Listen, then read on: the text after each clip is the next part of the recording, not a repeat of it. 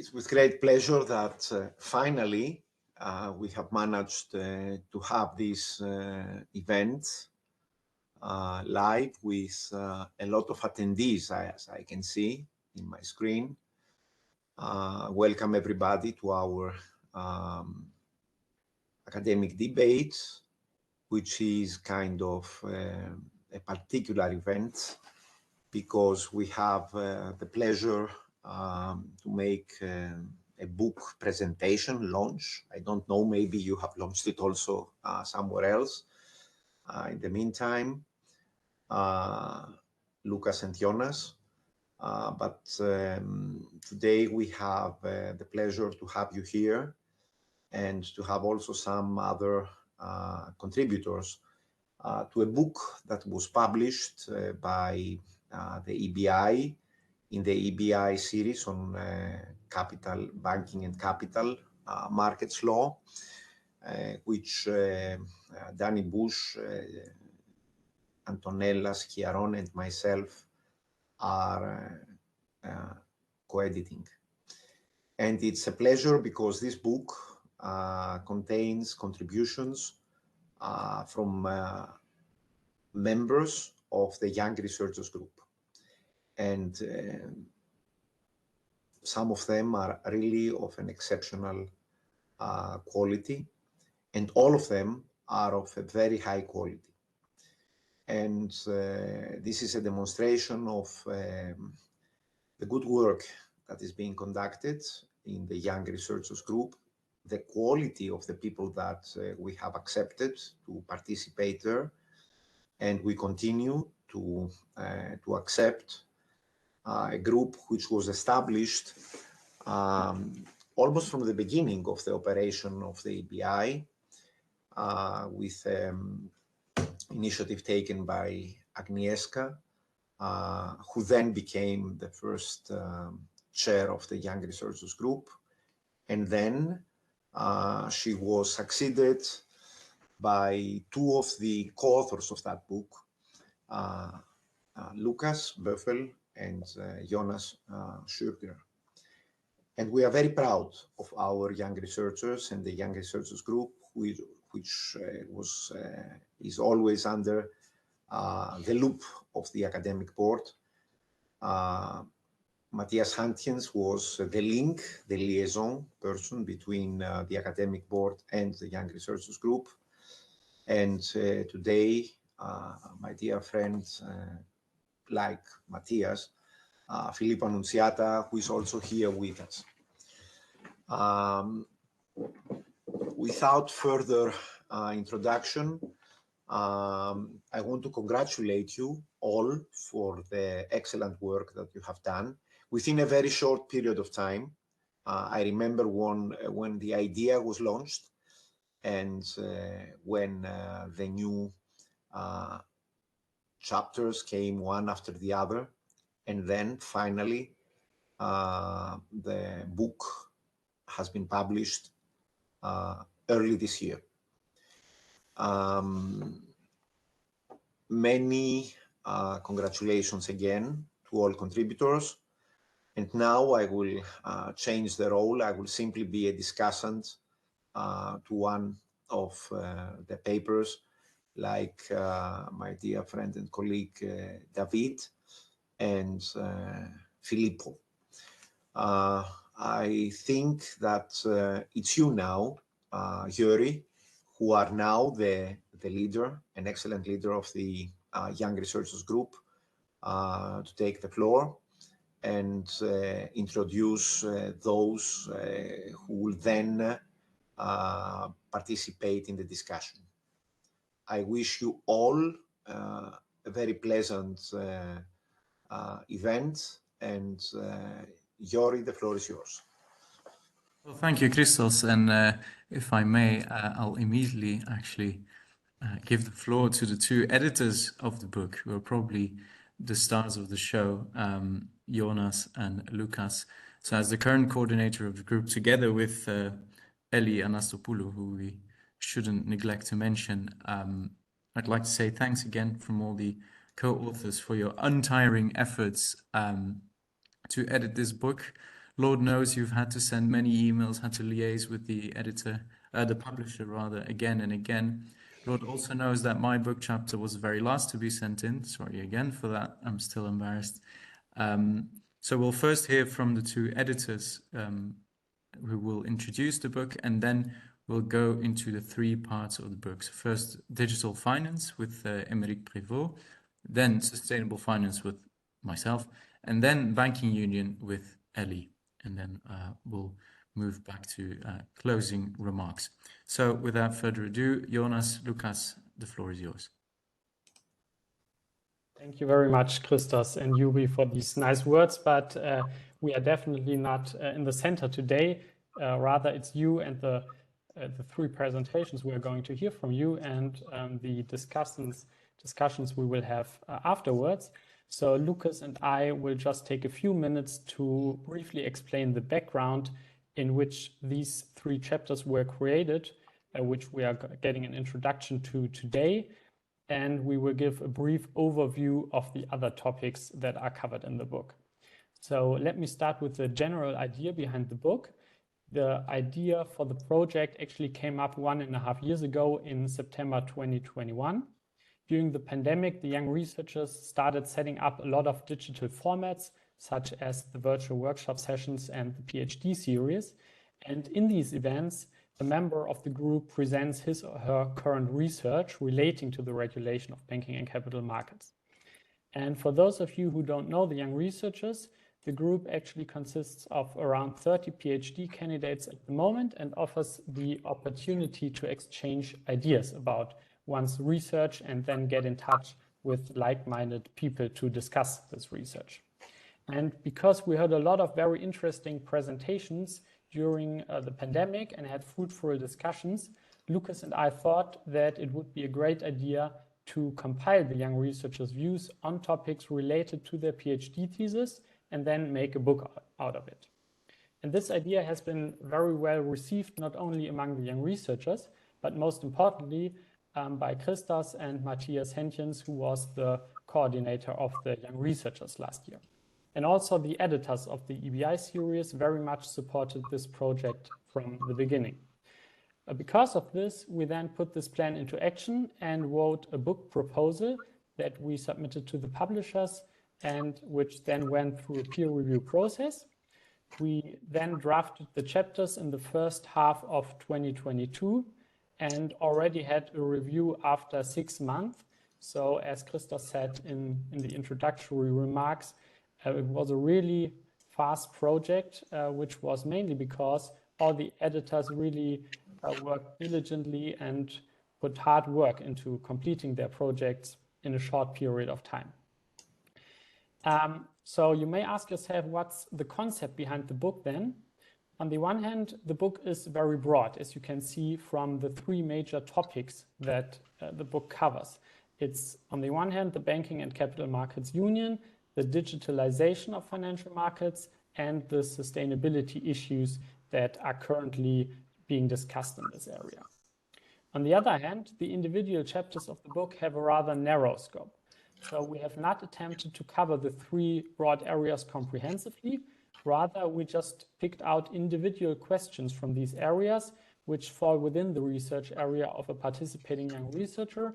And then we tried to offer a in-depth discussion of this specific research question.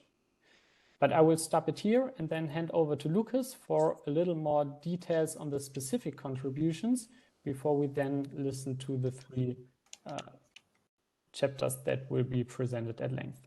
Thanks. Thank you very much, Jonas. And also thank you very much, Christos and Joeri, for the warm introduction and for the entire EBI team setting up this event. It's a great honor for us to participate with this joint book project in the great academic debate series. I don't want to speak too long about it, actually, so I have to admit I changed a little bit my mind about what I wanted to say, because I think everyone is very interested in hearing about the presentations of today. Let me just share with you a link in the chat function, which is a short introduction to the book project published with the Oxford Business Law blog. I think you should be able to see it. There you will find a brief summary of all chapters, including Joeri's, Emeric's, and Ellie's, but also the rest of the chapters. And you will see that all the chapters talking about digital finance, sustainability, and the banking and capital markets union comprise very specific, but also very specific topics. But I think especially when it comes to digital finance, for example, we have both an economic and legal facets which are touched upon. The same is true regarding sustainability, where we cover not only banking but also insurance, regulation, and then the banking and capital markets union. I think very interesting also with contributions on Brexit, which I think is a big topic in that regard, and composite procedures. So after all, we are very happy that all the contributors worked so hard and diligently to put together this work, because without this, Jonas and I could have not set it up, and also, of course, without the great editors of this series, we could have never published this joint work. Without that, I stop it here and I hand over to Joeri, and I'm happy to hear this first discussion and the first presentation and the discussion afterwards. Thank you. Thanks for the brief introduction. I think that should be clear to everyone participating today who had not heard of the book before, or who had not seen the blog post yet. Our first presentation today is about what I think is also the first part of the book, which is digital finance. To me, by far, the topic of the book that I'm, let's say, most inexperienced in, if that makes sense. But fortunately, we have Emeric Prévost joining us here, who will explain in just a brief 10 minutes what he wrote about, and I quote the title here, Tokenized Crowdfunding, What Regulatory Forecast? So apparently I'll be the watchdog here, Emeric, so you've got about 10 minutes to present the chapter, and then we will open up the discussion, which will be moderated by Filippo Annunziata. But first of all, Emeric, the floor is yours. Thank you very much, Joeri. Thank you everyone for attending today and participating in this event. And thank you also very much to Jonas and Lukas for the initiative and the great coordination of this project. I would like to thank also the EBI Academic Board for supporting it, and I'm very pleased actually to have contributed to this project, and I'm honored to present today some of my reflections and findings on the topic of my chapter. I must say that I work for that purpose actually on one of the earliest draft of the MiCA regulation. Things have a little bit changed, but probably findings and reflections are still valid today after the adoption of the text recently. So my chapter, as was mentioned, deals with the phenomenon of tokenized crowdfunding, which simply refers to the fact that some crowdfunding platforms developed or intend to develop DLT or blockchain-based business solutions. In Europe, we already have some platforms targeting European customers, such as, for instance, Tekra or StockR platforms, which propose these kind of services, crowdfunding services, linked to crypto assets. They offer the possibilities to invest with fiat currency or crypto asset in projects in which crypto asset or security tokens are issued. Sometimes these platforms also issue their own token, like the Tekra platform, which issues its Tekra coin. However, today, since the entry into application of the European crowdfunding regulation, and as far as I could see in the ESMA register, there are no such platform officially registered as crowdfunding intermediaries providing these kind of services. This is maybe also because of some, and probably so because of some uncertainties in that respect. In the United States, however, if we compare both situations, which I try to do also throughout the chapter, to make some comparison with between the European and American markets, the market situation in the United States is different. There are, as far as I could see so far, at least 4 platforms registered as funding portals under the US crowdfunding regulation, which provide crypto-based crowdfunding services. So where they enter into transactions, they intermediate transaction with crypto assets. The question then is how this kind of platform or services should or are likely to be regulated. What is basically the regulatory forecast? So we should say first that both in Europe and in the United States, crowdfunding is regulated slightly differently, however.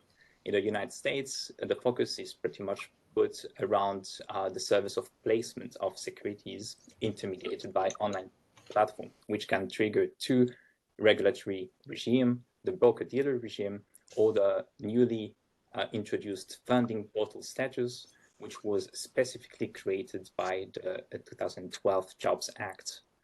In Europe, services are defined a little bit differently under the European crowdfunding regulation.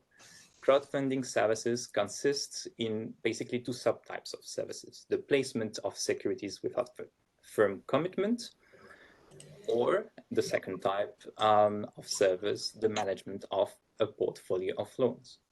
These slight differences, however, do not affect the common features, which are notably that crowdfunding platforms, are not authorized to provide custody services, nor to handle themselves client monies or securities on behalf of their clients, except, of course, if they have the appropriate license. So the broker-dealer license, for instance, in the United States, or in Europe, the license as credit institution, investment firm, or payment institution. Another common feature, which is characteristic of crowdfunding platform business, is that they do not enter into proprietary trading. In other words, they do not intermediate transactions against their own balance sheets.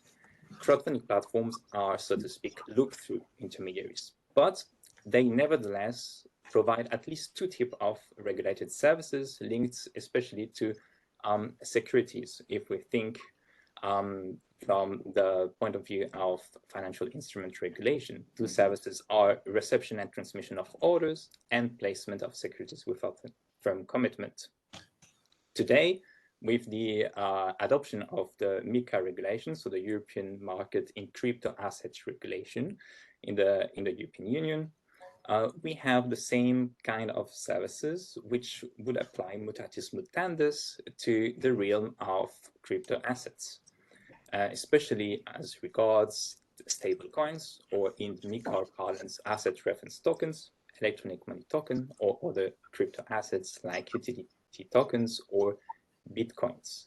So in Europe, and because the same kind of services are provided by crowdfunding platform in relation to crypto assets and security tokens or tokenized financial instruments, there would be an overlap between the crowdfunding and the MiCA regulation. Crowdfunding platforms providing for channels for transfer crypto assets and security tokens may be both crowdfunding service provider and crypto asset service provider. And the fact and the problem here is that we lack today some coordination provisions.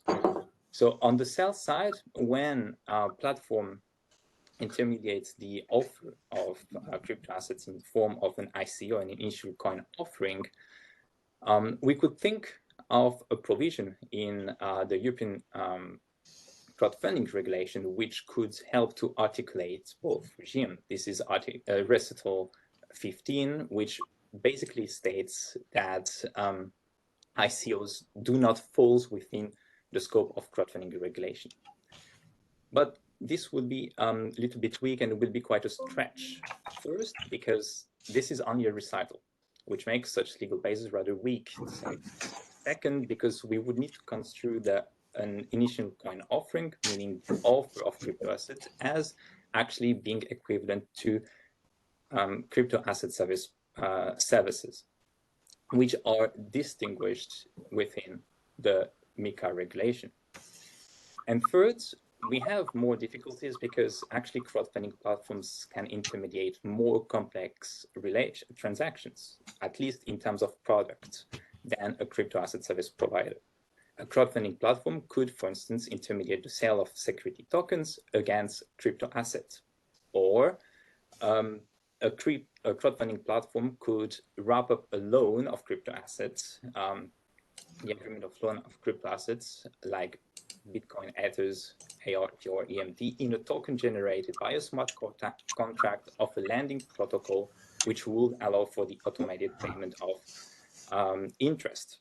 But in both these examples actually fall outside the scope of the MiCA. So the first one, because MiCA does not cover security tokens or tokens which would qualify as financial instruments in the definition itself of what are crypto assets. And the second, because MiCA does not cover decentralized finance products such as lending protocols. So in these two examples, crowdfunding platforms, as we call crypto crowdfunding platforms, as we could call them, would fall partly in and partly out of the two regulatory regime of crowdfunding service provider on one side and crypto asset service provider on the other side. So what happens in such case? Well, typically a double licensing would be necessary, but here we would greatly benefit of coordinated procedure, for instance, in the form of an adequate top-up license for crowdfunding service providers, which actually at the moment does not exist. But we could highlight, and this is what I try to reflect upon and to show also in the chapter, we could highlight some other regulatory risk. There is, for instance, a settlement risk. Why? Because a crowdfunding platform providing blockchain solutions for tokenizing securities would also typically enable their settlement on chain. In other words, crowdfunding platform will provide via its technical solution a service equivalent to the service of payment and settlement of securities, which is actually currently prohibited under both US and EU crowdfunding regulations. So we could think of a crowdfunding platform which could, for instance, rely on an exemption foreseen in the pilot regime, but this unfortunately faces some obstacles. First, because the exemptions in the pilot regime are temporary. This is the first obstacle. And because the exemptions from the normal financial instrument regulations can benefit only to regulated market operators, investment firms, and central depositories.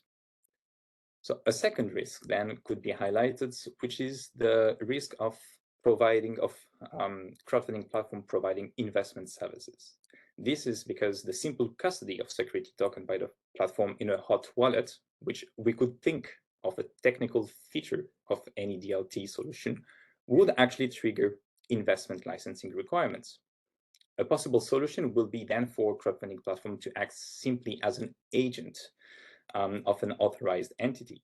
But by doing so, we will take away all the incentive and value for crowdfunding service provider to implement DLT solutions, blockchain solutions, and the benefit could be potentially lost. So other risk would be that by implementing blockchain solutions, crowdfunding platforms actually would qualify as multilateral trading facilities if the protocol actually, via the use of smart contracts, allows for the matching of sell and buy interest, and the result is actually to transfer and to result into transactions. This, however, arguably could be feature design in a way that this risk does not occur, which seems a little bit more remote than the risk of being qualified as a settlement system facility.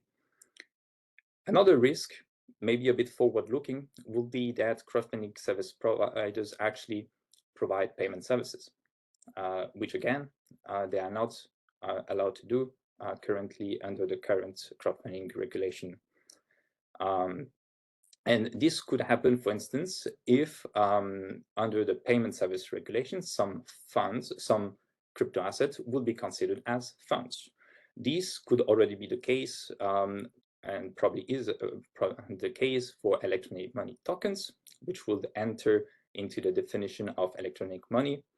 But this could also be the case in the near future of some stable coins, for instance, or asset reference tokens, especially when they are backed by fiat currencies. This possibility should not be excluded because some countries, actually like Japan, for instance, have already regulated transactions or services in relation to crypto asset as payment services. And we could think also of the idea to merge the electronic money regime with the payment service regime, which are distinct at the moment, but could merge during the review of the payment service directive in the European Union. And with that comes the question as well, how to deal and how to coordinate the payment service regime with the crypto asset regime. And this has an implication for crowdfunding service providers because they are not allowed to provide such services. And they will need, if they provide such services, to apply either as a payment service provider for a payment service provider license or a crypto asset service provider license, or both, or simply act as an agent of such authorized entity. So here again, the chapter tries to highlight the fact that we need some coordination provisions to bring more clarity. So given the overall regulatory context that we can see, the different regulatory risk that can be highlighted in actual risk or a bit forward-looking risk, the forecast seems rather cloudy for crowdfunding service providers willing to implement their own DLT solution, and especially in Europe.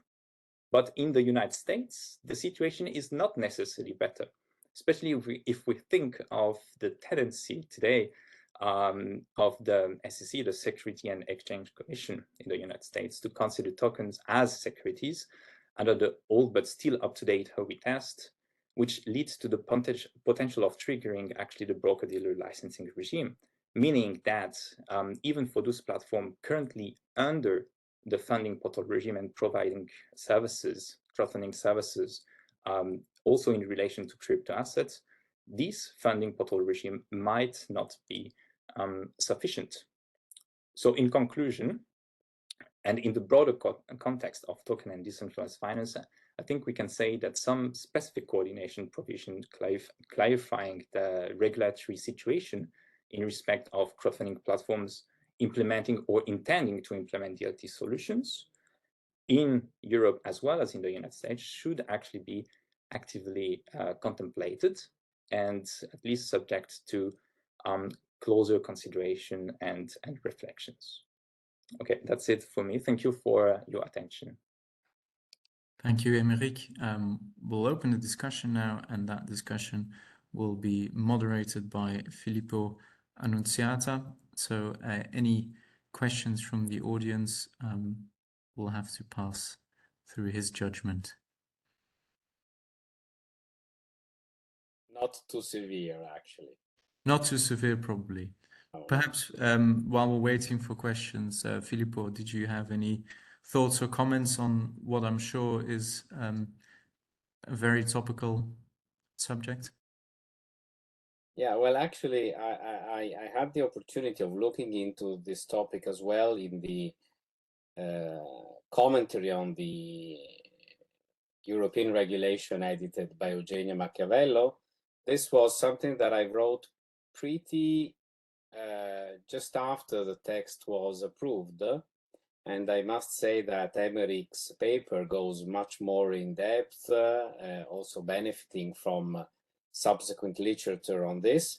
And basically, what I have 2 or 3 points that maybe can trigger some discussion. The first is that we are here again in the usual situation where crowdfunding regulation has to deal with the limitations stemming from current EU financial legislation. This has always been a problem of crowdfunding regulation in member states before the European regulation was approved, because crowdfunding services has, to take into account MiFID, PSD, the e-money directive, public offering of securities, and that those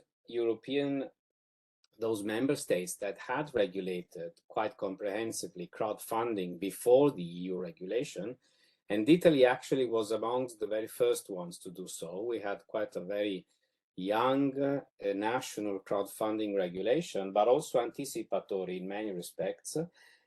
All of these problems of having crowdfunding regulation overlap with MiFID services and also activities, you were rightly citing MTF, multilateral trading facilities, is something that we had to consider. And so it's not something really new if we look at the crowdfunding regulation, at least from an Italian perspective. But obviously we know that other countries did not regulate, at least in such depth, crowdfunding services before the EU regulation. And so the issue for some member states might be entirely new. But the problem here that we have is that the legislator has is to clarify whether we think that crowdfunding really has something major new to say on the market. And if it has something major new to say, how does it cope with existing rules, especially MiFID? That's the core of the problem. How do we deal with MiFID issues? Now, the fact that crowdfunding regulation has capped the amount, the size of transactions that you can actually organize on the crowdfunding regulation leaves me with a sense of uneasiness, because we know that crowdfunding is something very innovative and it can really help to cover certain areas of the market that the MiFID or the prospectus regime are unable to cover because those regimes are too expensive. But also the cap is very small. The cap under the crowdfunding regulation is very small, and my impression is that the market will have quite some difficulties in developing, because crowdfunding remains an expensive business. You have compliance rules, you have the crowdfunding, and the cap sort of is probably too low. So I think that at the EU level, we must decide if we really believe that crowdfunding is an interesting opportunity for the market to develop, then we must be a little bit less timid in regulating crowdfunding. We must think about this cap, which is too small, and we might think of being a little bit more courageous, for instance, in allowing topping up of the crowdfunding licenses into MiFID or into other services, as you were rightly suggesting. Otherwise, crowdfunding will remain a small dwarf that will have a lot of difficulties in growing, especially now that it has to confront itself with a European dimension. The second reflection that came to my mind, and I must say I hadn't thought about it, but also looking at how the market is developing in some countries, is when you were referring to the interplay between the crowdfunding and the DLT pilot. Because what I see happening on the market, I mean, it's really the beginning, and maybe it's just, a signal that will have no significant development, is that a number of projects that without the DLT pilot would have been a natural environment for crowdfunding service providers. Think about, for instance, creating a sort of a secondary market for units of investment funds, tokenized units of investment funds. Without the DLT pilot, this could have been probably an area where the crowdfunding service provider could have had some role to play. You could think of building a crowdfunding platform. Now, using DLT, you tokenize the units of the fund, and then you build a crowdfunding platform to place those units on the market, and then also to sort of create, not really an MTF, because otherwise you need a MiFID license, but a sort of an auction page on your website where you allow people to sell and buy the units of the fund. And this is very useful if the fund is a closed-ended fund that has no active secondary market. And today, under the crowdfunding regulation, even if you have that cap, which is too small, you could do that because the DLT pilot has, as you were saying, amended the definition of financial instruments under MiFID in order to cover tokenized financial instruments. So that would be perfectly within the scope and perfectly feasible for a European crowdfunding service provider. But an asset management company today can do that by itself, using the DLT pilot directly without going through a crowdfunding service provider. And by the way, the market cap under the DLT pilot is much higher than the crowdfunding market cap. And so I see this as a danger of disintermediation of crowdfunding service providers. If they're looking at sort of the market for DLT securities, DLT financial instruments, let's call them, which would include obviously units of investment funds, because the DLT pilot has opened the doors to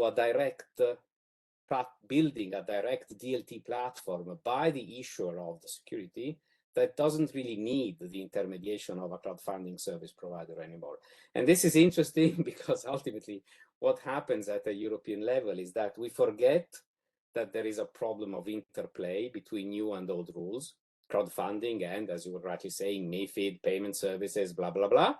And then when sometimes we give birth to children that are cannibals and cannibalize what was there before them, as for the DLT vis-a-vis crowdfunding in the example that I just made, which came to my mind, honestly, while I heard you were speaking, but I'm working on a project that goes in that direction. And I didn't realize before I heard your speech, naturally I had heard your chapter, but you know, when you speak about what you write, it sounds different, that indeed there is a potential danger of the DLT covering a part of the DLT market for crowdfunding services providers. And that's very interesting because I think we need more coordination at EU level when we draft these new legislations.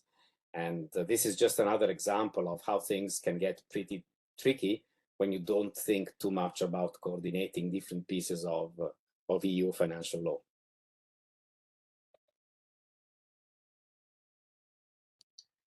Any questions or comments from the others? If not, we might take the last few minutes here to let Emeric respond on these concerns and comments, and I'm sure you share a lot of them. Yes, thank you very much for these comments. Very, very important and very interesting. Yeah, I mean, I agree with all of them. The purpose of the chapter was to highlight actually these problems of coordination, and to try to single out some of the problem and to see basically how the adoption by already existing intermediaries under already existing regulations can actually blur the lines. And where you said that this could disintermediate a crowdfunding service provider, yes. And I think that ultimately there is also a policy question here, whether or not and to what extent we want to allow DLT and blockchain to be used by crowdfunding service provider. If the answer is yes, we need to coordinate it and closely to ensure that actually we give them a real possibility, because otherwise there will be no effect whatsoever. And if the answer is no, then this should also be clear, and the reason why should be clear. So there is, I think, first a policy question, and then a lot of fine-tuned design questions to make sure that these goes together. And well, unfortunately, I think today we lack still these coordination provisions. Yeah, by the way, when I wrote that chapter for Eugenia's commentary, I wrote it with Thomas De Ruda, who is now a young researcher group as well. So I think that we will go on developing and elaborating on that topic now. After Mika, there's quite a lot to add to that preliminary reflection. So thank you very much. It's been very stimulating. Thank you. Thank you. Right then, should we move on to a wildly different topic? I am currently, that's not the topic what I am doing. I'm currently uploading some slides that should aid the discussion on the second part of our book, the book that we're so very proud of and happy with, and that was a part on sustainable finance. Can you all see my slides? Is that loud and clear? Okay, perfect. What I'd like to discuss with you today is the chapter that I wrote. I'll try to do it quite briefly so there's enough time for comments from Professor David Ramos, who will moderate the discussion afterwards, and any questions or bold statements that you might have. The chapter is about sustainability and systemic risk in EU banking regulation, as you see. Now, the presentation is supposed to be quite short, so the menu of the presentation is as well. First, I'll give you a couple or a brief overview of the regulatory initiatives that have been taken in the sphere of microprudential banking regulation with regard to sustainable finance. There have been quite a few, and those are actually discussed in more detail in the book chapter by Jonas and Lukas. So if you're interested in what you're hearing in a minute, I would implore you to check out that chapter as well, because they make the comparison with insurance regulation as well. And then next, because microprudential banking regulation is traditionally aimed at preserving financial stability, I make the nexus with systemic risk, and I go over the promises, I think, that there are in the current initiatives, but then also the perils. Long slide, what initiatives are there, and they are sorted from current to debated, and also in the well-known pillars of banking regulation. On pillar 3, so disclosure requirements, we've really seen the most evolution yet, or at least the most hard law yet. There is now, and that has been in force since 2022, a disclosure requirement for large publicly traded banks, but there's a proposal to also extend this to smaller institutions as well. And these large publicly traded banks must disclose their green asset ratio. What is a green asset ratio that I've abbreviated here to GAR? It's the proportion of a bank's assets that are aligned to the taxonomy. The taxonomy is that instrument of EU law that says which kind of assets and investments are sustainable and which are not, relative to the balance sheet total of the bank. So it should be a very straightforward number, really, something that should be obvious to everyone from the first look. Then on pillar 2 being supervision, there have been a couple proposals as well. On the one hand, a proposed rule on ESG-specific risk management processes, and on the other, a proposed rule on internal stress testing and making that more calibrated to ESG risk. But perhaps more importantly and more strikingly than that, there's already some practice which is made possible because this SREP, or supervisory review and evaluation process, is quite broad, where certain ESG exposures or risks are already reflected or included in the capital requirements that supervisors impose. So these are not the capital requirements that are in the general banking regulation or in Pillar 1, which we will get into immediately, but institution-specific requirements set by supervisors. On Pillar 1 then, Pillar 1 capital requirements, there's no proposed rule yet. What is there is a mandate for the European Banking Authority to study whether unsustainable or sustainable exposures, depending on how you look at it, should get, and I quote here, dedicated prudential treatment.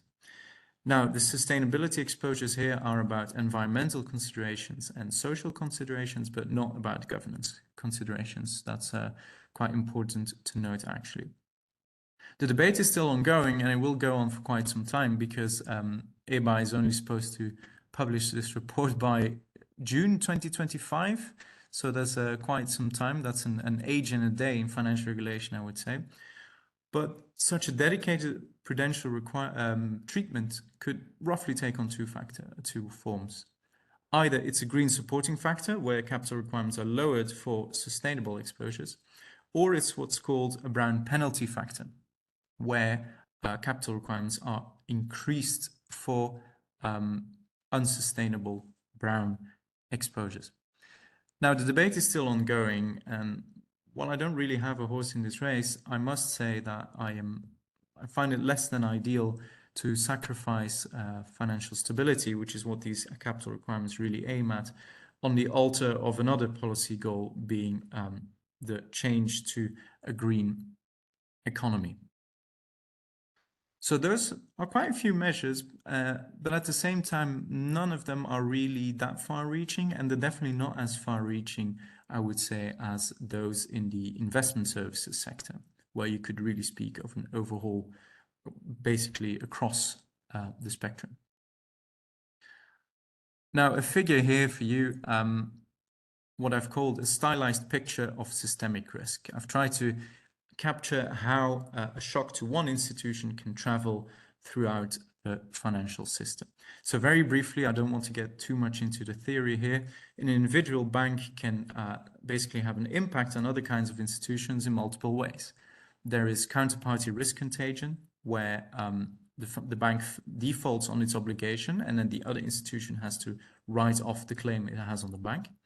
Then there is overlapping portfolio contagion, where the individual bank sells off assets, often at fire sale prices, so dislocated prices, which then hurts the assets of other institutions again when they mark to market their losses. Third, there is funding contagion, where the individual bank, for one reason or another, pulls short-term funding from other institutions. And then finally, there's deleveraging, where the bank burns cash to get a better debt equity value, but we won't get into that. Now, all this doesn't really matter as much as if it stays within the financial system, but it tends to escape, let's say, and then you've got negative consequences for the real economy, such as a reduced credit supply. This is financial instability with real-life effects. So we've got the measures that I've discussed. We've got this figure, which is by no means authoritative, but I hope it's at least clear. Let's now combine the two. I think the promises of these rules, both proposed and already in place, can be summarized as these should, if they're well calibrated, improve the individual stability of the bank. They should expose the bank less to certain assets that, because of ESG concerns, might lose value, and they should make the bank more resilient in general to external shocks from this sphere. Now, this again kind of precludes, I would say, a green supporting factor, because there, of course, it's not individual stability that's improved. Rather, we hope to see some positive effect on the lending side. Now, that's all well and good. And I think if this is the case, if this promise can actually be held, then we would see, I think, from the perspective of financial stability, from the macro perspective, we would see an improvement thanks to these rules. However, of course, I also see a couple perils. First of all, I would say from my viewing of the literature, from my reading of the policy documents there, etc., while a lot of important work has been done, particularly by the European Banking Authority, it's still hard to identify and prepare for ESG risk. You might have wondered during this presentation, well, what actually are those risks? There's a lot of writing about it, but to then concretely spot an ESG risk in the wild, I think is far less easy to do.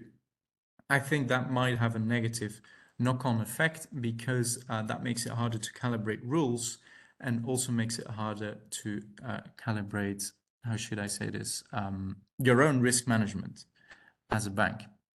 Because those individual stability measures, by which I would say a push towards green assets because of disclosure, more accurate capital requirements set by supervisors, or maybe even reinforcing brown penalty factors, they all assume or rest on proper calibration.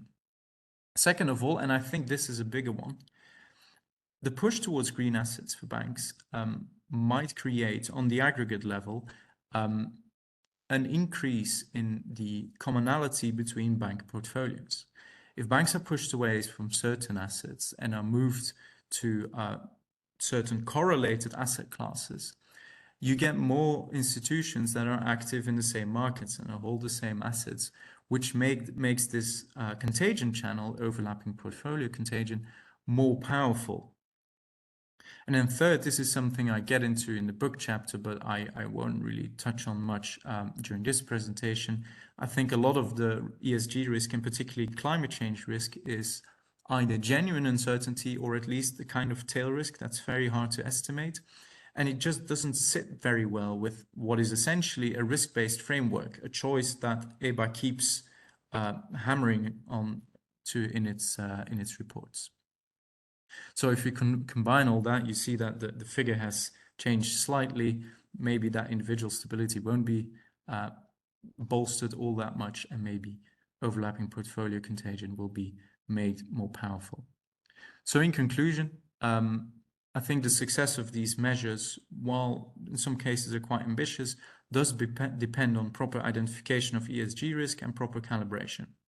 That is, I think, a relatively short-term goal that can be reached under the current institutional framework. More fundamentally, I think there's a hidden danger of commonality that is not really well taken care of in the current, should I say, the current regulatory setup, which is really all about a very macro problem, climate change and other ESG concerns, and then a very micro solution, which is to change the behavior of individual banks. Is there a solution? I'm afraid I'm not offering a real solution at this point, but I would say that it's important to at least map these trade-offs that I've identified, and I'm sure there's others as well. And more importantly, to integrate them in a macroprudential framework. There's a recent working paper that I very much recommend by Serena Grunewald about precisely macroprudential regulation and climate change. And I think it is the quintessential macro challenge, and it's very well suited to macroprudential policy as a response to that. Now, of course, the lack thereof at the European level has an institutional explanation, which is that there is no real European macroprudential policy. There is the European Systemic Risk Board, but that's more advisory and about gathering information. So I think it's important really right now, or at least soon, that a more macro approach to an ultimately macro problem is developed. That's it for for my presentation, and I'd like to give the floor now to David Ramos. Thank you very much, Joeri. I think this was really good and comprehensive presentation. It was also a very good book chapter, one I enjoyed very much. Having studied these issues, I think that it was very well structured, and it was very analytical. Now, in order to just elicit some reaction from you and from the rest of the audience, let's identify some aspects. One, about the main message. Two, about the methodology. One comment has to do with the reference to network theory, and the other about the overlapping portfolio risk that you mentioned during your presentation. And a third about the measures currently being proposed, and also how they fit together into the picture and with macroprudential measures. So starting with the comment on the message. I believe that you said, I would not be in favor of sacrificing financial stability in the altar of other goals such as sustainability. Is this what this is about? That would be my question, because I believe that what regulatory agencies or the ECB are trying to do is not sacrificing financial stability. It's about trying to price risk well, and about going beyond risk pricing to adjust to uncertainty. So those would be, in my view, the two goals that that the agencies are trying to accomplish. So once we just depoliticize the issue and treat this as a matter of assessing risk and preparing for uncertainty, then I agree with you that there is a conceptual problem. And the fact that we are talking about ESG risks is sometimes confusing, because not all ESGs are equal. From a risk perspective or from an uncertainty perspective, they do not promise the same kind of shocks. And I think that probably we would be more honest if we admitted that we are talking about climate change risks and then other types of environmental risks, and then putting into the study room the part on social risks and other risks that are maybe harder to model. So in that sense, I think we could gain clarity if we spoke in those terms. On how to tackle them, I think that you make an very interesting approach when you focus on network theory to explain transmission channels. So my question to you, more than a comment, I have some ideas on this, but I would like you to go further, is you use network theory to explain transmission channels, but then when trying to focus on the answers to ESG risk, or to be honest, climate change risks, then somehow this part is a little bit more absent. How would you use network theory to be part of the solution and not just the problem? That would be my my second question / comment. The third one, and this is on your methodology, you focus on the overlapping portfolio, and I think it's I mean, I understand why you do that, because it helps you make the case that we may be creating other types of risks by addressing ESG risks, by aligning the portfolio of institutions. But that is only partly true. That is only true if we adopt a very, let's say, all or nothing approach. There are sustainable assets and non-sustainable assets. And what you have to do if you have unsustainable assets is to just drop them. When in reality, there are a lot of transition paths that could help banks and firms transition from brown to yellow, from yellow to green. And that would not create the portfolio alignment risk that you mentioned. And I wanted to know what you think about this possibility. My third comment has to do with the analysis that you make of the different measures, Pillar 1, Pillar 2, Pillar 3. I like the overview that you presented, but since the idea is to try to go one step further, I wanted to ask you, what do you think of the fact that the three of them are not evolving at the same speed, or they are not at the same pace? We have Pillar 3 measures already in place, they are applicable. Pillar 2 measures are getting there.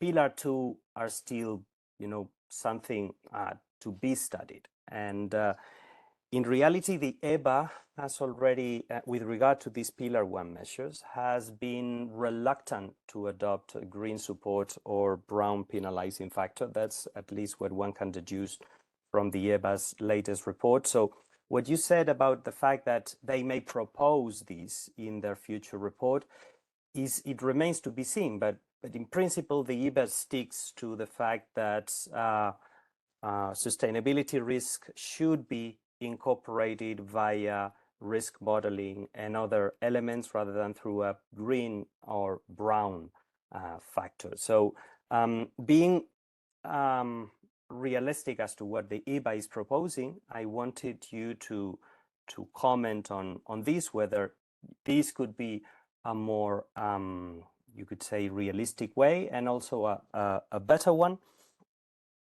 But if you look at the sequence also, and that's my final comment and question to you, you see that what the institutions and the legislators are trying to do is to create first an information infrastructure, so that hence the focus on Pillar 3, then improve the risk assessment at the board level and top management level, hence the focus on Pillar 2 and through the SREP, so to make it part of the conversation between supervisor and the entity, and only then to proceed to more intrusive, you could say, Pillar 1 measures that treat certain types of risk across the board.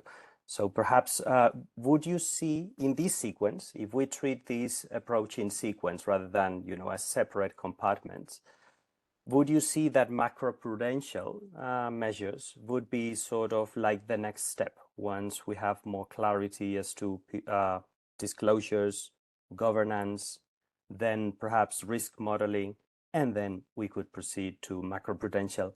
And my final question, wouldn't you see that there you can bring back the network theory elements that you consider, taking into account that macroprudential measures are still, to my mind at least, very shy on connectivity issues? So those would be my main comments for your, for you to consider. But I reiterate my main and initial message. It was a very good chapter. I enjoyed it very much, as well as your presentation. So the floor is yours. Well, thanks very much for an in-depth review and a lot of thoughtful questions. I've got about 5 minutes to tackle them, so I'll try and do it quickly. The first message, or the first question rather, first comment, my provocative statement on sacrificing on the altar of sustainability, that was a very narrow criticism, being only about the green supporting factor. I think there, the green supporting factor, which, as you suggest, is indeed a relatively easy target, but I felt it necessary to still make that clear. I think there that would be the wrong end of the stick to introduce a green supporting factor. So in general, I'm not against these measures. I think a lot of those measures are indeed about more accurately pricing in risks and about reflecting those risks in the prudential framework, and thus should be applauded. Then on the conceptual problem, you said indeed talking about ESG risks gets quite confusing, and I fully agree with you here. I think we could make use of a certain, well, I wouldn't call it another taxonomy, but there's clearly some risks that are almost existential to the economy and the financial system by proxy. But then there's probably other things, and I think governance risk is so ill-defined that it might as well not exist, that are harder to conceptualize from an overarching regulatory point of view. There, though, I put quite a lot of faith in supervisors, because those risks might be wildly different based on the institution, also the kind of activities that those institutions fund. And so supervisors, I would hope, get at least the tools to talk about these risks. Then a challenging question. I use network theory to look at the problems, but can I also use it to look at the solutions?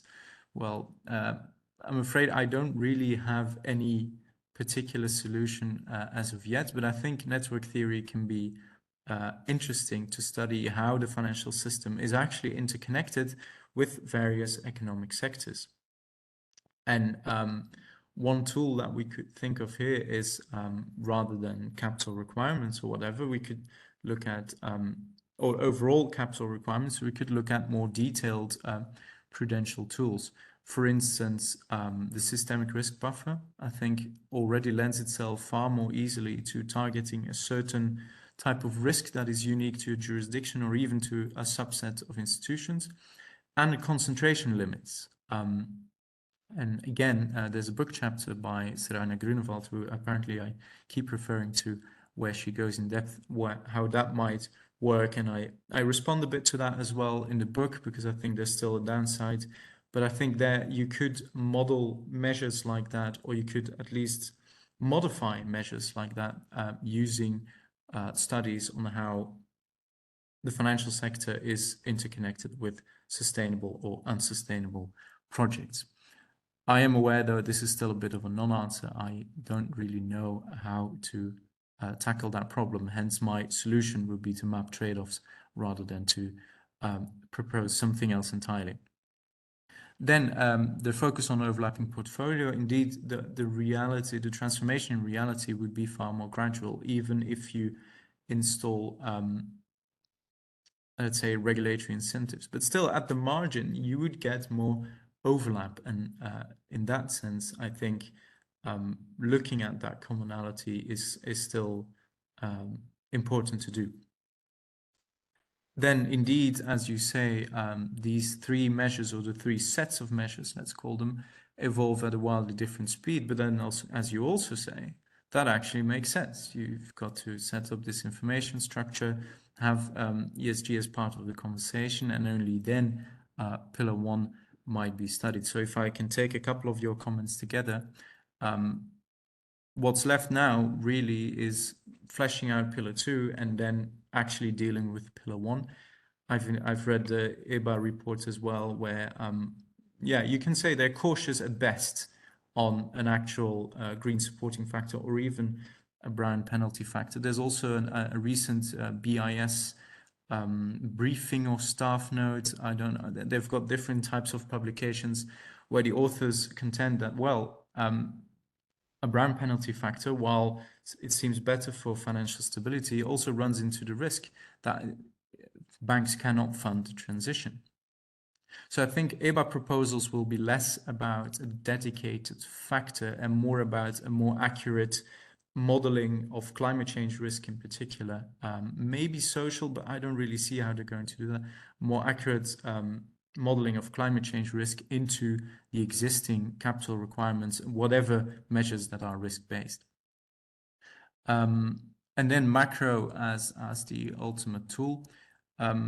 You seem cautiously optimistic that that might happen at some point. I think it might, but it would take quite a lot of conversation on the level of the ESRB, so between all the macroprudential authorities, to actually get something like that going. And if we see how difficult as well it is to get any kind of sustainable finance initiative rolling, I don't see it happening soon. But indeed, that would be a good point where you can really look at the structure of the financial system as a whole from the more network perspective, look at how it is structured, how the interconnections are made. And that would be interesting to do. But I think the more immediate concern would be to just at least map the concerns from the micro perspective. With that, I think we're already past the time that was allotted to sustainable finance. So if there's no other questions, I propose we move on to the final part of the book, which was about the Banking and Capital Markets Union. And discussing the Banking Union here with us is Ellie. And Ellie will talk about Game of Thrones, the clash between public interest and property rights in banking resolution. Ellie, the floor is yours. Many thanks, Joeri, for this kind introduction. Let me also share a PowerPoint presentation. Give me one moment. Okay. Can you see it or not just yet? It's loading now, yeah. Okay, perfect. Okay, so again, Joeri, thank you so much. And also let me thank Lukas and Jonas for their great work in this book project. And of course, the EBI Academic Board for their support in our endeavor. So my contribution refers to the clash, as you said, between public interest and property rights in banking resolution. The clash, which one will prevail and take the throne? And I have to admit that when I drafted this chapter, I couldn't imagine that it would become so topical. But Silicon Valley Bank and Credit Suisse cases actually proved me wrong.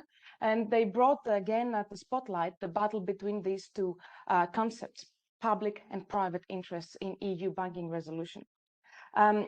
This battle comes at a peak when bail-in tool actually applies. And this is because the bail-in tool is the most intrusive resolution tool when it comes to the right of property of the shareholders, creditors, and depositors, as it entails, as we all know, the write down of debt or its conversion into equity.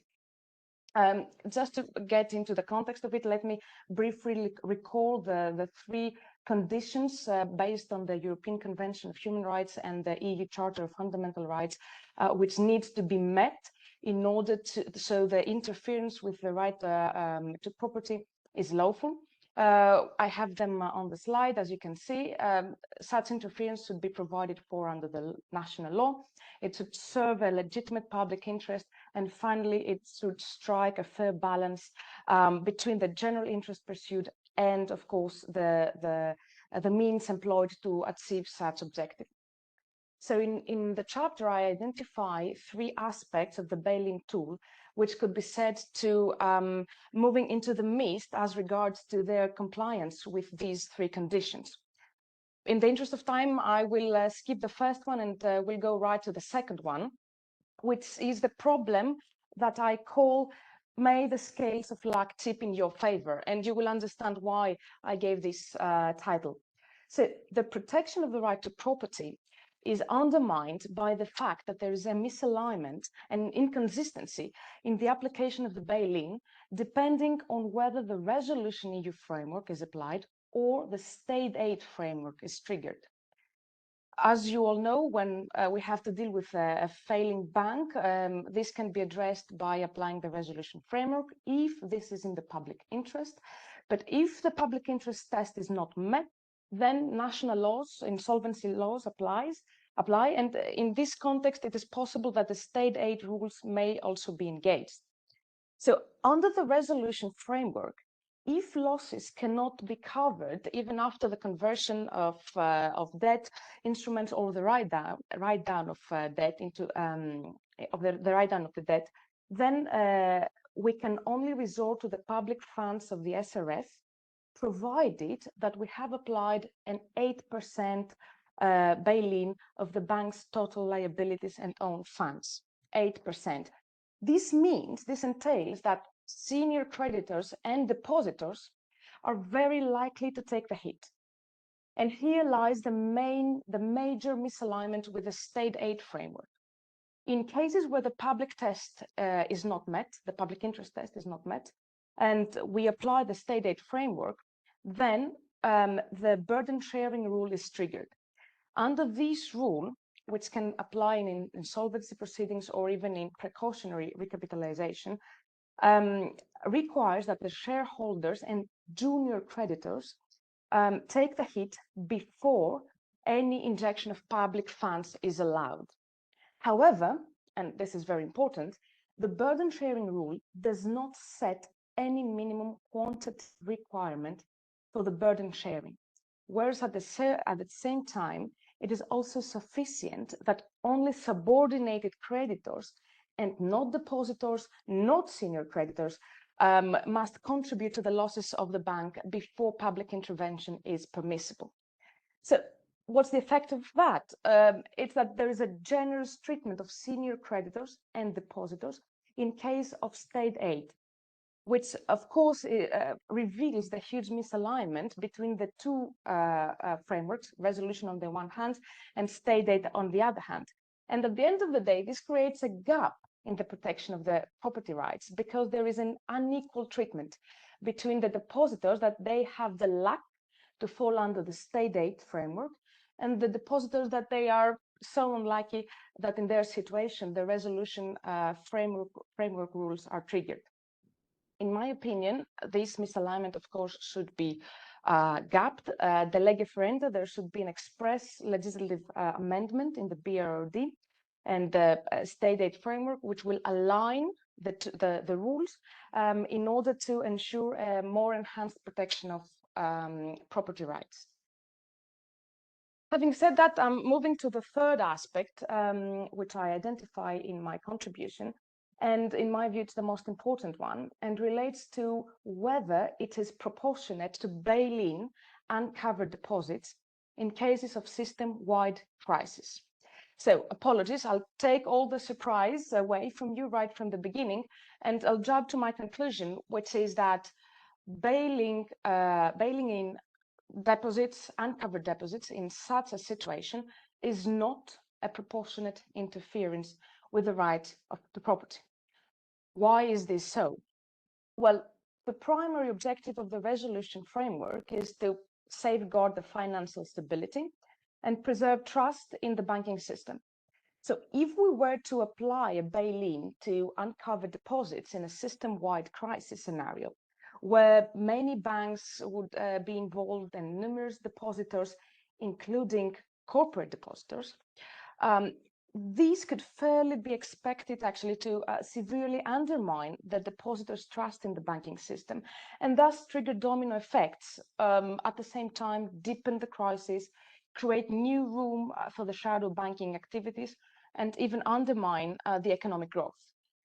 Effectively, applying bail-in tool in such a scenario would actually undermine the very purpose of the BRRD, which is to preserve financial stability. So I would say that this is a problem that is recognized by the BRRD because it seems to recognize that there is also this possibility in cases of extraordinary public financial support provided by means of the government financial stabilization tools, the so-called GFSTs, which you can see also on the PowerPoint, in case of an extraordinary situation of a systemic crisis.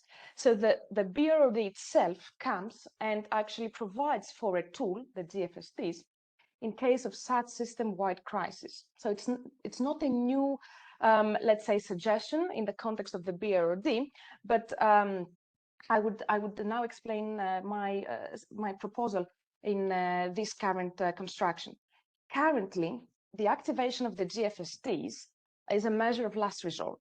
It rests on the discretion of the member states, provided that the bail-in of 8% of equity and liabilities have already taken place before a member state can resort to the GFSTs. So my suggestion would be that the lege ferenda, GFSTs should become a mandatory tool in system-wide crisis in order to enhance the protection of property rights for the reasons I explained before.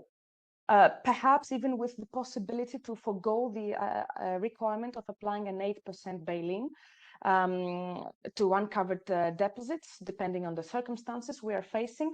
It can also be combined with other proposals that have been put forward by the IMF. Some of them include that the bank should build more bail-inable liabilities, or that there should be a more relaxed burden sharing requirement under the 2013 banking communication. Overall, my take from the examination of these topics is that the BRRD, although it provides a very comprehensive framework to deal with ailing banks and restore market operation, at the same time, it cannot be fully applicable because exactly there's this gap in the protection of the right to property. I would say that the recent examples show a great reluctance of public authorities actually to apply a bail-in, especially when depositors and uncovered deposits are to take the hit. And this is in itself something that calls for improvement, immediate legislative changes. So we managed to create a more comprehensive framework which protects, which ensures an enhanced level of protection of the right to property, and which solve the problem of the public authorities and open the way for a fully fledged application of the current BRRD framework. Of course, and let me close with this remark, of course, any legislative amendment cannot turn the blind eye to the brutal reality that at the end of the day, someone needs to pay the bill. But if we can draw some lessons from the 2008 crisis and from the recent examples of Silicon Valley and Credit Suisse, then I would say that swift action is instrumental to restore orderly market conditions. But at the same time, a more enhanced protection of the right to property is instrumental so we can go for a fully fledged application of the current resolution framework. So I would like to save most of the time for any comments, remarks, and questions. So this would be the end of this presentation, and I'm looking forward for your comments, dear Professor Gortsos. Thank you very much, Ellie. Your paper is an excellent paper, and your presentation was really very, very insightful. With one remark, on today's presentation. You mentioned again and again the Silicon Valley case, the Silicon Valley Bank case, and the Credit Suisse. Let's clarify that in the case of Credit Suisse, we didn't have any resolution action because the bank was not failing or likely to fail. It was solvent. It was, despite the bank run, liquid. As a matter of fact, some people claim that there was a trilemma to nationalize the bank like the UBS in 2008, which they didn't, to do what they did, a forced kind of merger, yeah, or to resolve the bank. For reasons which go beyond the discussion right now, the bank was not resolved because it could not be resolved, yeah. The Credit Suisse case does not fit into our discussion. And in the case of Silicon Valley Bank, by the way, and all the US banks, no bail-in has taken place. So since your focus was on the bail-in, I would exclude those two. A bridge bank was, as a matter of fact, a US-type bridge bank resolution tool was applied. Coming now to your very interesting paper and some points that you have developed. It makes two of us to believe that the bail-in tool is not necessarily the appropriate one. Yeah, and apparently, when the day comes that, which by the way has never been applied by yet, I would underline, by the Single Resolution Board. Yeah, even though all banks are preparing themselves for the eventuality of the bail-in tool being applied. So I would like to ask you to develop a little bit more on the pros and cons of the bail-in tool, not only with regards to retail depositors, which usually are under our loop, but also with regard to wholesale depositors. Yeah. Because for them, take corporates, yeah, for them it would not be 100,000 euros per employee, I'm sorry, it would be 100,000 period. So this is my first remark, and if we have time, I would come back to a second question. Thank you very much for your remarks. Let me just clarify. I mentioned Silicon Valley Bank and also Credit Suisse as examples of resorting to other means and not going to resolution. Perhaps this is an indication, at least in my opinion, that public authorities are reluctant to go the full way down. And perhaps this is the reason why someone could understand the decision to go for a forced merger, as you mentioned, instead of resolving the bank. And then actually creating another big monster, having UBS and Credit Suisse in one bank together. But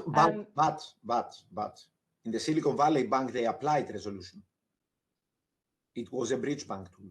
Yeah, that's a difference. And in the case of Signature Bank, the same. And in the First Republic Bank, they didn't apply a bridge bank. They applied the sale of business tool. Yeah, which, as a matter of fact, I understand you consider as the best option to that. Yeah. Exactly. I mean, if a resolution authority has the possibility to choose between other tools and the bail-in tool, then it should resort to the least intrusive ones in the sense that this would be the most proportionate way to go and resolve the bank. So to turn to your observation regarding the pros and cons of the bail-in tool, of course, that the big plus of bail-in tool is that it enlarges the basis of funds to which we can resort in order to cover losses. So this actually helps with the loss absorbing capacity. It was a problem in Cyprus that the banks, before actually the implementation of the BRRD, it was the problem that the banks did not have enough bail-inable liabilities. And this led to the well-known scenario that uncovered deposits were bailed in Cyprus in 2013.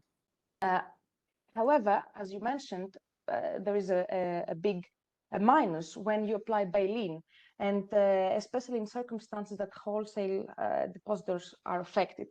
And as I mentioned in the presentation, the big minus is that exactly that it will defeat the very purpose of the BRRD. Instead of having a situation where we actually restore the operation of the bank, that we preserve financial stability and trust in the banking system, we create the opposite situation. A situation where the trust in the banking system is lost by the depositors seeking actually other means in order to safeguard their funds.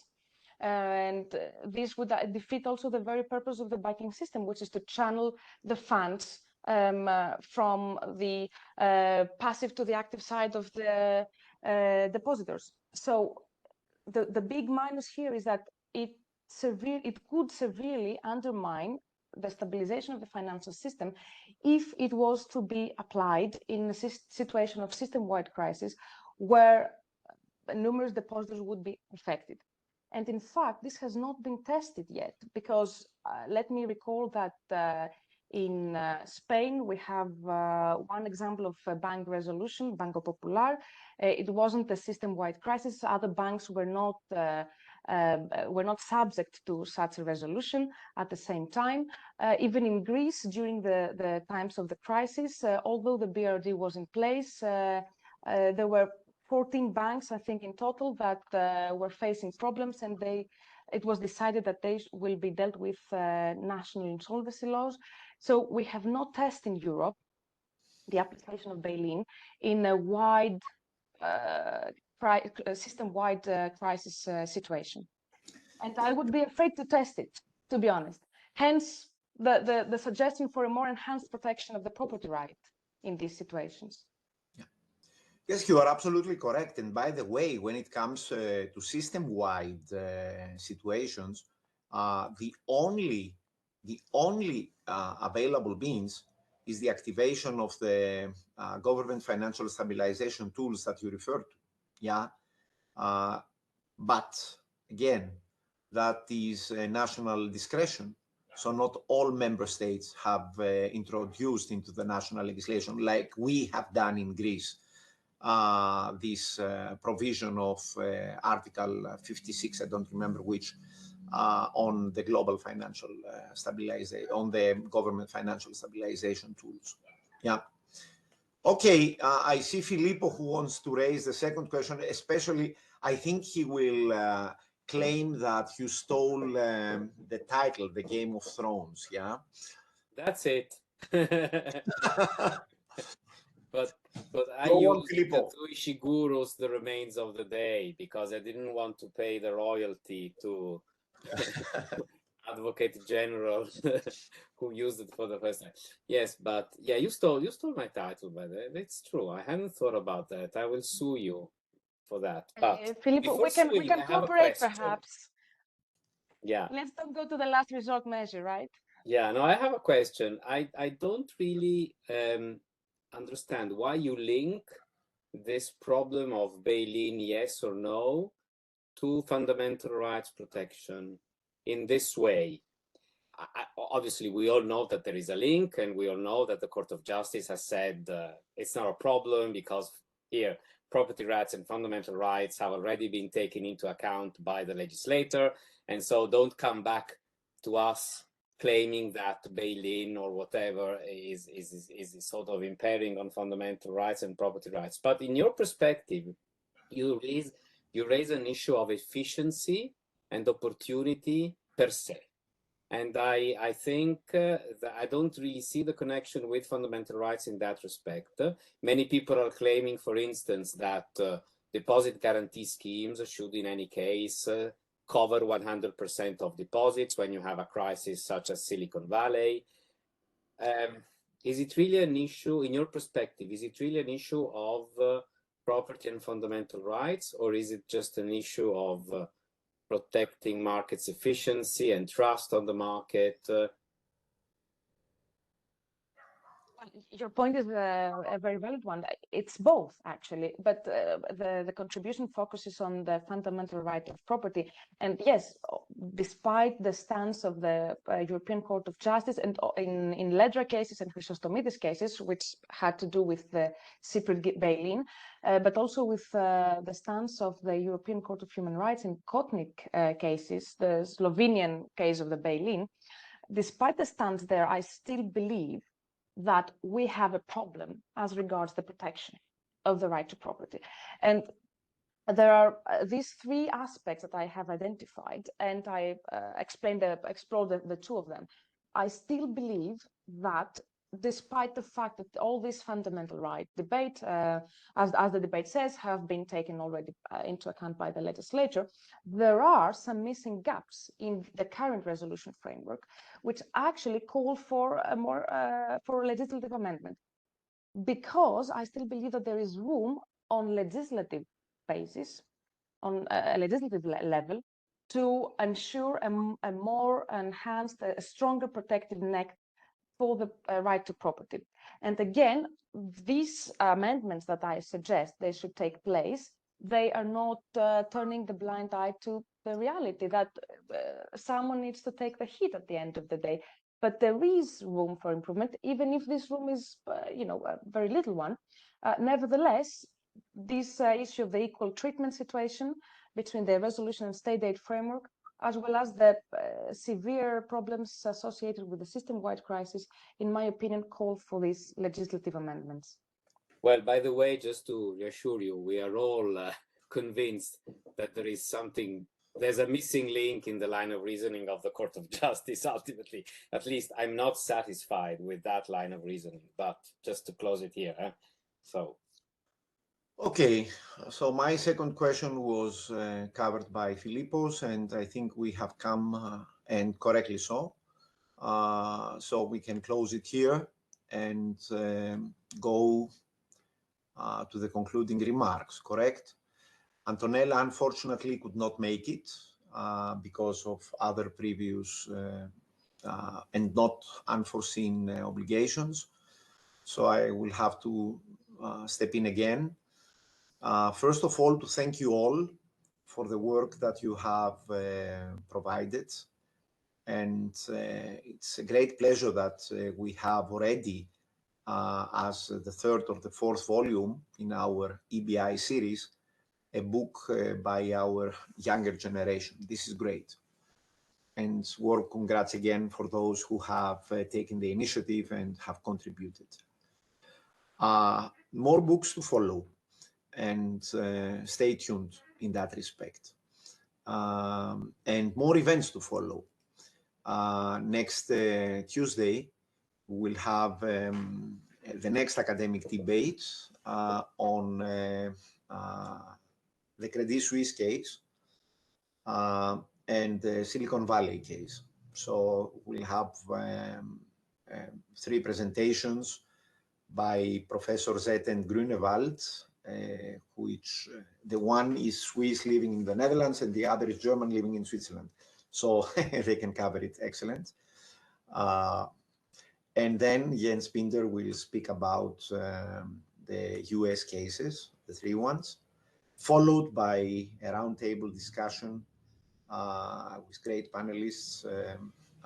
Georg Ringe will be there, who is currently in the United States. Bart Jossen will be there. Rosa Lastra will be there.